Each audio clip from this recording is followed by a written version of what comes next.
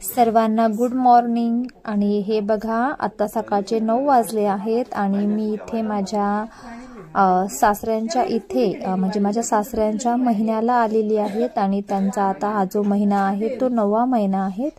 म्हणजे त्यांना आमच्यातून जाऊन आज 9 महिने झालेले आहेत।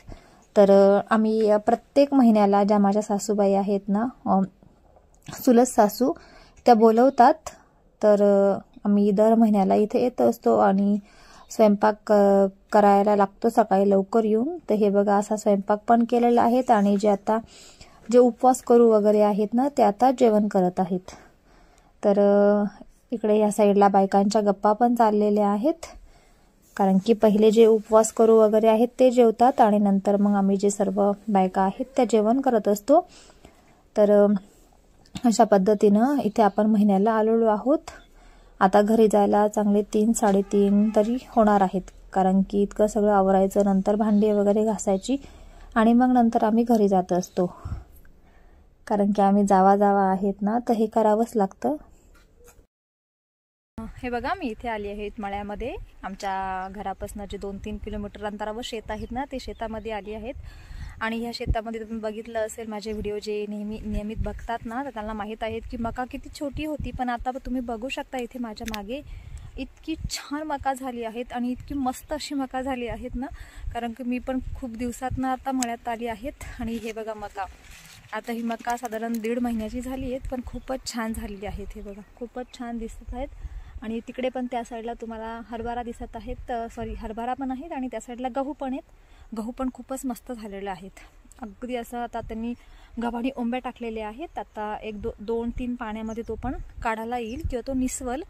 आमच्या इकडे गहू सुकल्याला निसवणं बोलतात। तर हे बघा गहू पण अगदी मस्त असा झाला आहेत। आणि हे बघा माझ्या हातामध्ये आहेत चिंच, कारण की मी नेहमी इकडे ह्या मळ्यामध्ये येतेत ना तर आमच्या इथल्या ज्या कोकण्यांच्या पोरी आहेत ना तर त्या चिंचा घेऊन येत होत्या, तर मी त्यांच्याकडनं चिंच घेतले आहेत। हे बघा मस्तपैकी चिंच पण खात आहेत मी इथे। तर हे बघा किती छान असं झालं आहेत ना, आणि ही जी मका आहेत ना खूपच छान दिसत आहेत। आणि ही मका आमची 5Gची आहेत। तर ह्या मकाचं तुम्ही हे पान बघू शकता, इकडे खूपच असं मोठं पान आहेत हे बघा। आणि आम्ही ही आता गाईंना मुरघास बनवण्यासाठी केलेली आहेत। खूपच दिवसातनं मळ्यामध्ये आली आहेत ना तर इतकं छान असं वाटत आहेत, मस्त वाटत आहेत। आणि आता आपल्याला हरभऱ्याची भाजी पण तोडून घ्यायची आहेत, कारण की तिला पण फुलं आली आहेत। चला मग आता आपण हरभऱ्याची भाजी पण तोडूयात। हे बघा मी इकडे पिशवी पण आणलेली आहे हरभऱ्याची भाजी तोडून घेण्यासाठी। आणि विशेष करून तुम्हाला एक सांगायचं आहे, जे शेतकरी आहेत ना तर त्यांनी मकाला जे फर्टेरा नावाचं औषध आहे तर मकाच्या कोंबात जर टाकलं ना मका खूपच छान होते आणि म्हणजे मकाला ही अळे वगैरे लागत नाहीत। तर हे बघा खूपच छान आहेत। आणि ते टाकायची जी पद्धत आहेत ना तर थोडंसं तुम्ही लवकर टाकत जा, म्हणजे साधारण मका 15-1 दिवसाची झाली का लगेच मकाच्या कोंबात ते फर्टेरा टाकायचं, जेणेकरून तुमच्या मकाला अळे वगैरे लागत नाहीत। आणि हे बघा ही आहेत आपली हरभऱ्याची भाजी, आणि आत्ता आपण हीच हरभऱ्याची भाजी तोडण्यासाठी इथे आलो आहोत। हे बघा त्याला थोडेसे फुलं आलेले आहेत छोटे, पण मग तरी ठीक आहेत तोडूयात, कारण की खूप दिवसापासून मी शेतामध्ये आलीच नव्हती, कारण की घरी पण कामं होते आणि शेतामध्ये असं काही विशेष वेगळं काम काही नसतं, कारण की फक्त मग गव्हाला पाणी भरायचं, मकाला पाणी भरायचं आणि हरभऱ्याला पाणी भरायचं, त्याच्यामुळे खूप दिवसापासून मी आलीच नव्हती। आज आली आहेत।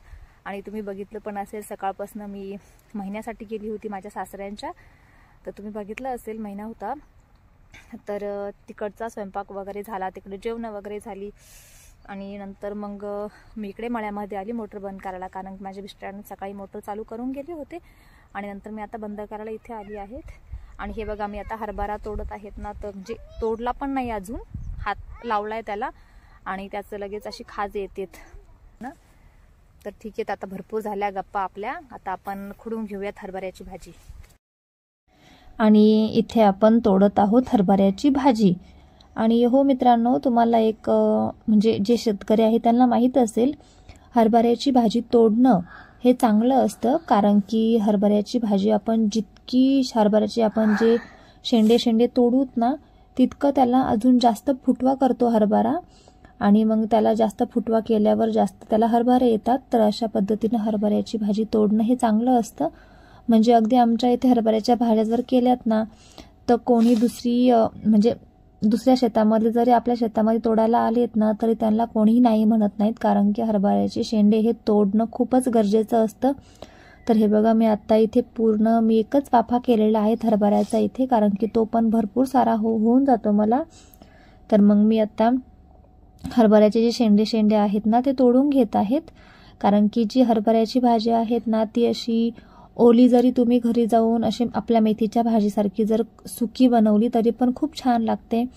आणि हरभऱ्याच्या भाजीचा गरगट्टा पण खूपच छान लागतो. बाजरीच्या भाकरीसोबत किंवा पोळीसोबत किंवा भातासोबत सुद्धा तो खायला अगदी छान असा लागत असतो. आणि आता आपली जी हरभऱ्याची भाजी आहेत ना ती तोडून झाली आहेत, कारण की मग घरी जाऊन पण तुम्हाला माहीत असेल घरी जाऊन पण गायींचे दूध काढायचं आहेत किंवा मग घरी स्वयंपाक वगैरे करायचा आहे, कारण की आता 6-6:30 वाजले आहेत. तर हे बघ आता आपली सर्व जी भाजी आहे ती तोडून झाली आहेत आणि आता मी चालले आहेत घरी, कारण की घरी जाऊन पण खूप सारे जी कामे आहेत ती मला आवरायची आहेत. आणि आजचा ब्लॉग तुम्हाला कसा वाटला मला नक्की सांगा. व्हिडिओला लाईक करा आणि चॅनलवर नवीन असाल तर चॅनलला सबस्क्राईब करायला मात्र विसरू नका.